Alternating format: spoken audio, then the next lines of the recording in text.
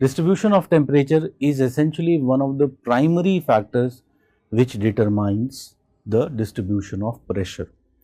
But we will see that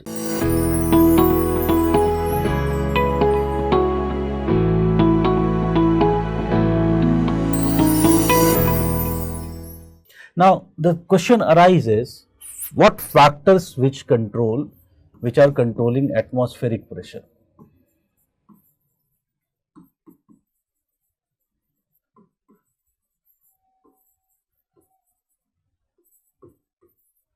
Atmospheric pressure.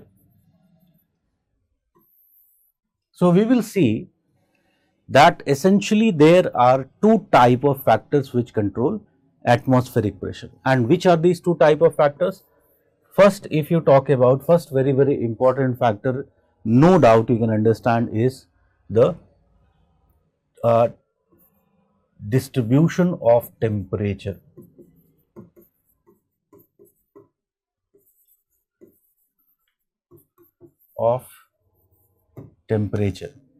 Distribution of temperature is essentially one of the primary factors which determines the distribution of pressure. But we will see that distribution of temperature is not the only factor which is determinative. In fact, when we will talk about the pressure belts of the world, we will see actually temperature as a factor, as a direct factor in distribution, it becomes at only few places. Like for example, along the poles, we can see that temperature is the direct factor affecting distribution. Everywhere else, we will find that it is more important factor is the mechanical factors. And one important, most important mechanical factor, if I have to talk about, it is related with the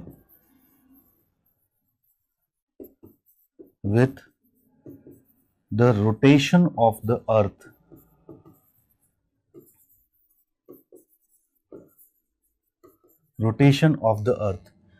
So we will see that one of very important mechanical force which is produced due to rotation of the earth, we will see it is Coriolis force. And as a result of this rotation of the earth and in turn Coriolis force, we find that mechanical forces of convergence and divergence are produced. Convergence and divergence are produced on the earth's surface. So we will see that where there is in turn force of convergence. So if I am talking about suppose convergence, so what will happen? We will see that if air is converging, air will have no place but to rise upward because of this convergence, no space left. So convergence will lead to presence of a low pressure. It would decrease pressure. On the other hand, when if you talk about there is divergence of air taking place from some place, so like this divergence of air is occurring, this means that there is subsidence of air taking place. This means here what you will essentially be finding is that there is presence of some kind of higher pressure.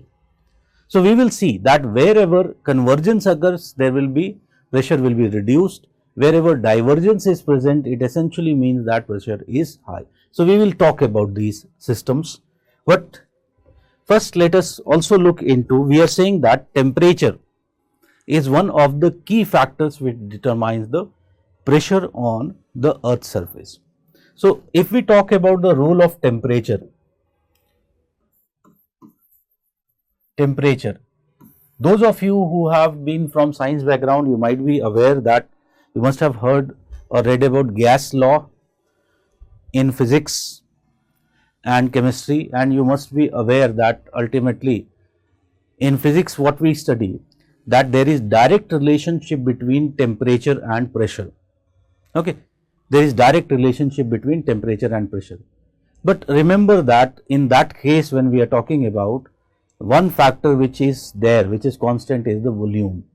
And here you can understand that air, if you are talking about, it is not enclosed. That means if temperature increases, what can happen with the volume of the air? It can change. So the relationship which you have studied in the gaseous law, it is not applicable here in case of the climatology. So we will see that if you talk about temperature, how temperature is affecting, we will see that temperature effects are two types. On the surface,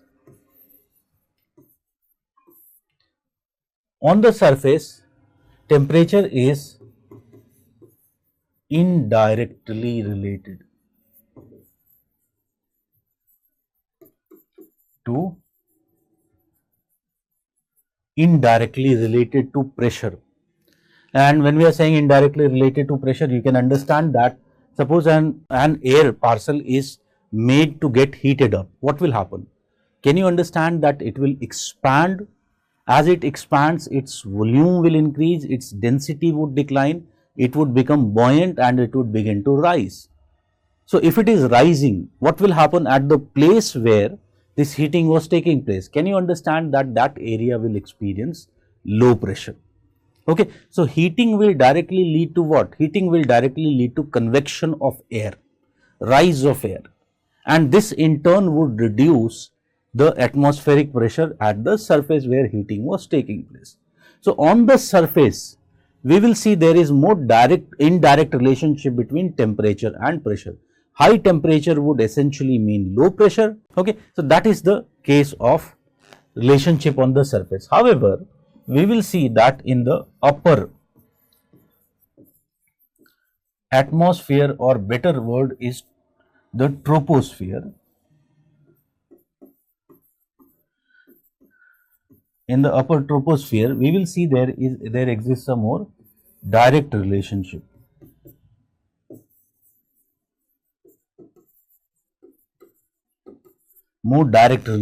So we will see actually that areas where temperature is high, for example, take the low latitudes. In those areas in the upper atmosphere, there will be high pressure. While if you talk about the areas where there is low temperature, for example, take polar subpolar areas, we will see that there exists actually low pressure of air as well, low atmospheric pressure. So in the upper troposphere, we will see that there is more direct relationship. I will explain this point of this relationship when I will talk about the low pressure and high pressure systems. Then you will understand it better. Okay, but for the time being, just take it like this. So first, if I talk about surface, we are saying indirectly related to pressure. Now think, we will see later on that on the earth, at the equator, there is presence of what we call it as equatorial low pressure. But as you go towards 30 degree, you will find here there is presence of subtropical high pressure. Now this seems to me a little bit contradiction. Why it seems to me a little bit contradiction? Because if you remember, we saw in the distribution of temperature topic, the highest temperature was not found at the equator, it was found at the tropic and subtropical regions, if you remember. And these tropical, subtropical regions are also the places where high pressure is located. So how it can be? Think how it can be. Going by the logic of distribution of temperature, we are saying that on the surface there is indirect relationship. So ideally the low pressure should have been located where? At the subtropical latitudes, that is 30 degree latitude. Here it should have been located, but we find it is otherwise. Here we are finding high pressure. So can I say this clearly means that beside temperature there must be some other factors which are also determinative, and we will see the most importantly the other factor is the mechanical factor. These mechanical factors of convergence and divergence, these are two mechanical factors or forces which originate and also produce atmospheric pressure systems on the earth's surface. We will see that in turn these convergence and divergence are result of Coriolis force, which in turn is related with the rotation of the earth. Okay. So, these are the factors controlling atmospheric pressure. Now, let us little bit more understand this and talk about why I demarcated the conditions of surface from the upper troposphere or upper atmosphere. So, we will see and let us try to understand this. But just before I begin with explanation of low pressure, high pressure, you have to understand that when we are talking about pressure systems on the earth's surface, we always talk about them in relative sense. Okay, that means when we are using these two, because you know the most popular type of terms associated are high pressure and low pressure systems. But try to understand this, when we are saying high pressure and low pressure, you have to understand that in climatology, these are more of relative terms. That means a high pressure is a high pressure with relation to another area which has low pressure. Okay. So, whenever we are talking about these terms, so when we are saying pressure systems, first is when we are saying pressure systems, we are saying that there are two type of pressure systems we describe in climatology. One is the low pressure systems and high pressure systems. But very important features of these pressure systems we need to know, these are relative terms. Relative terms. And this means what? This means that there is no such thing as absolute low pressure or absolute high pressure. They are relative. Now, relative to what? Relative to, they are relative to places located on the same altitude. On the same altitude. Okay? Relative to the places located on the same altitude. For example, let us see. Suppose we are talking about, this is your troposphere and there are two pressure systems which are located. Suppose one is a cold air and another is a warm air. So, this is your warm air and this is a cold air. Now, just imagine that both of them have 100 units of air. Each of them have 100 units of air. Now, think what will happen, what will be the condition in cold and warm. So, can I say in the cold air, the tendency of the air would be to sink. Here, the air would display sinking tendency. You can understand why, because the air is cold and it is heavier, so it will begin to go down. On the other hand, in a warm area, think, can I say the air will show tendency to rise.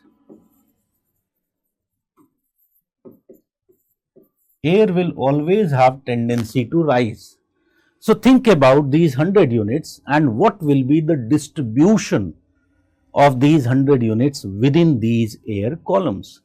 Can I say just an imaginary, if I take a figure, any height, an imaginary height, can I say within the cold air, this distribution would be something like, suppose 85 units here and 15 units here, 15 units here.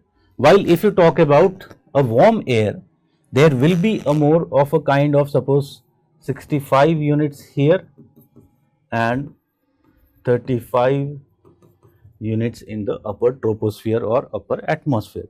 Now, can you see, if I now describe, I use this criteria, relative terms, with relation to the cold, the warm area, can I say the cold area is characterized by presence of a high pressure? Can you see that? On the other hand, the warm area is characterized by the presence of low pressure. It is characterized by the presence of low pressure. Similarly, if I talk about the warm area in the upper, can you compare 15 units just lying here, 35 units here? So, can I say in the upper atmosphere it is actually high in relation to the low pressure which is existing here. So, can you think that the movement of air actually will be from here to here, from that means cold to warm in the lower atmosphere, while it will be from warm to cold in the upper atmosphere. Okay, so can you understand when I use the word relative? It is high in relation to this low. It is low in relation to this high. We cannot say that this is low in relation to this high. It is not, because you can understand there is more air at any time near the surface compared to this upper atmospheric or upper tropospheric condition. So, it is whenever we are using these terms low pressure, high pressure, never forget that they are relative terms. Okay? So, that is one important concept that you have to learn.